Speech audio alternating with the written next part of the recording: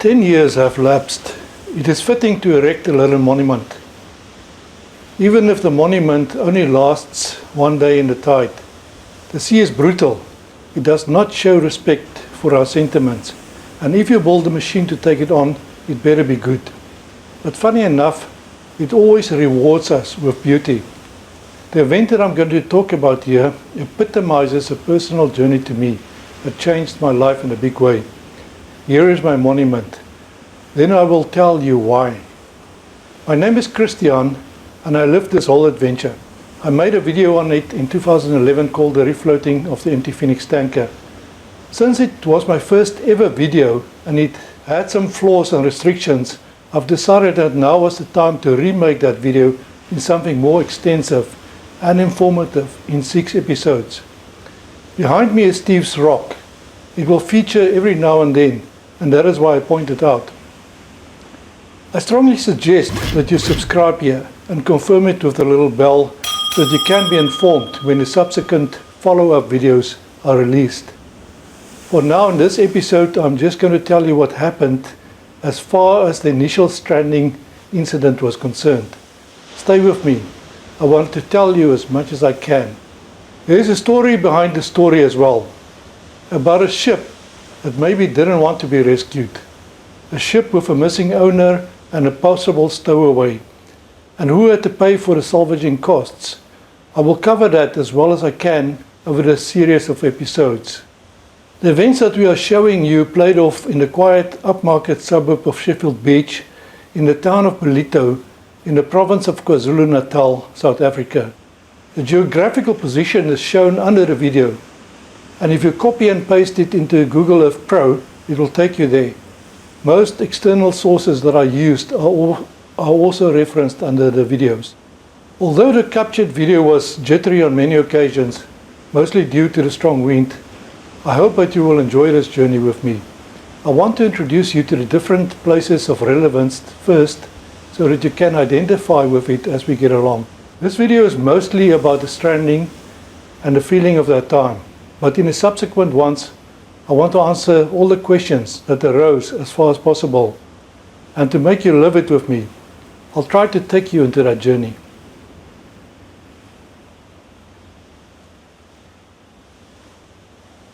It was 26th of July 2011. I remember that day very well. It was very windy, stormy, it was raining. It was a generally unpleasant day. It was about 10 o'clock in the morning and I was busy on social media, and a local newspaper posted that there was a ship in trouble just off Sheffield Beach.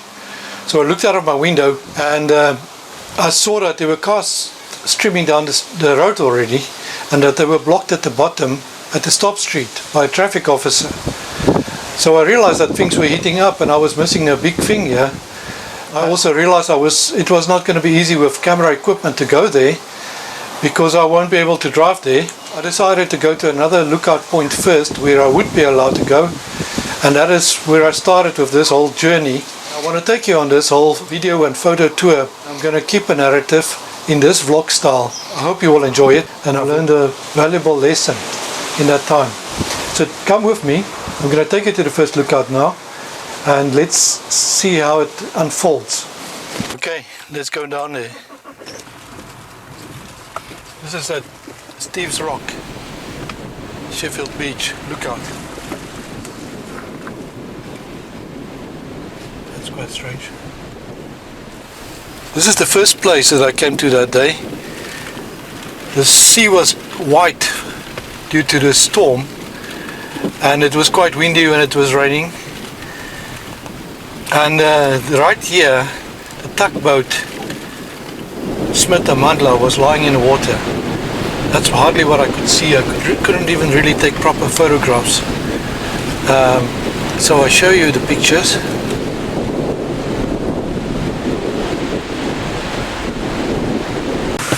Okay, now we're approaching the first parking area where I actually walked to on the 26th of July 2011 in the rain with a rucksack with all my equipment in it, an umbrella and a tripod.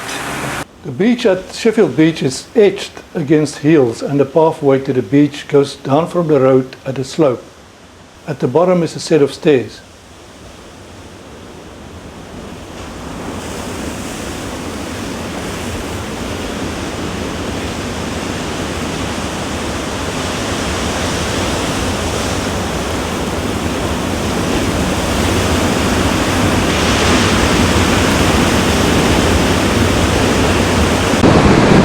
So that morning on 26, I came down here and she was lying just there on those rocks there. This was pelting with waves. It was white here and it was raining. It was quite unpleasant. She was lying there and there were some people there looking at it, all with umbrellas and raincoats and so on. It was quite dramatic.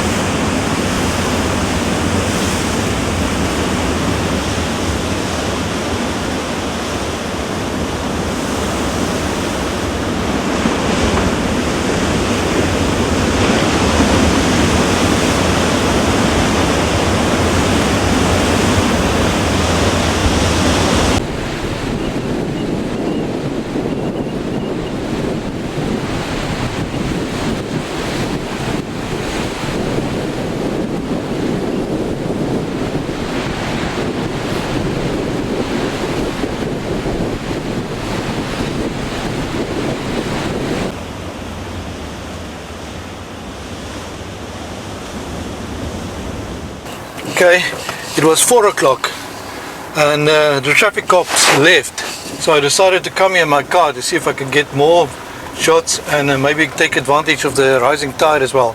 So I'm back at the parking, this time with my car, which made it easier. It was amazing to see how the waves were pelting the coastline. As I approached the strip on the beach in the haziness of the rain, I saw bursts of white foamy water that was slashing over its deck. She was lying there, fixed onto the underlying and hidden rock plate. Apparently, she arrived stern coming in first. She then hit the rock plate and got stuck. The force of the water then made her swivel around clockwise from the stern. When all was done, a bow was pointing landwards and it was lying almost on the beach. She was anchored as well as she could be, with a line to a rock on the beach. The Smith Amandla salvage tug that we saw earlier was obviously trying to pull her off, or at least to keep her stable in that storm, but she remained stuck.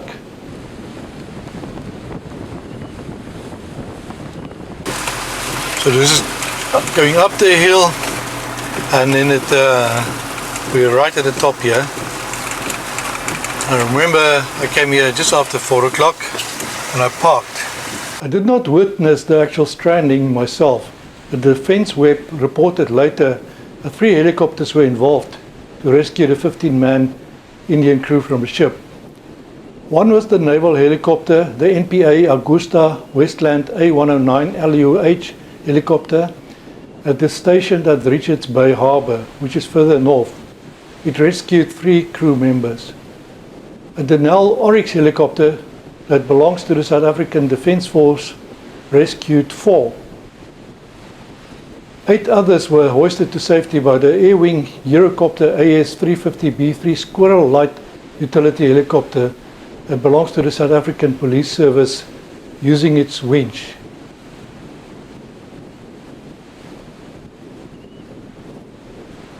On the 27th of July 2011, it was still raining, but the wind stopped and a lot of cars were streaming here to come and have a look.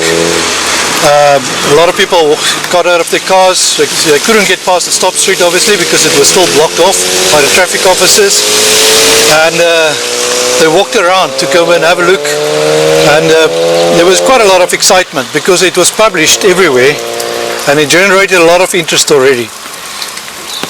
I end off this rather brief video of the stranding with the promise that quite a lot will be shown in the next part on how the story developed.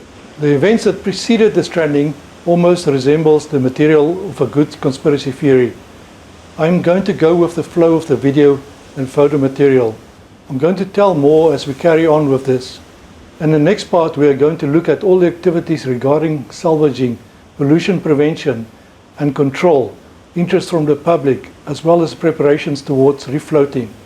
I will also reveal what was said in the press whenever it was released. There were some other questions that became apparent as the salvaging process carried on. Was this an insurance job? Was there a stowaway on board? Did the ship cooperate when it was offered help at sea? Watch the other episodes if you want to find out more. You can also access the source list under this video for more information. Be sure to subscribe and click the bell so that you can be informed of the next one when it is released. And if you like the video, be so kind to press like, as it aids a lot towards my work and the success of my channel. See you in the next one, and thanks for watching. Thank you.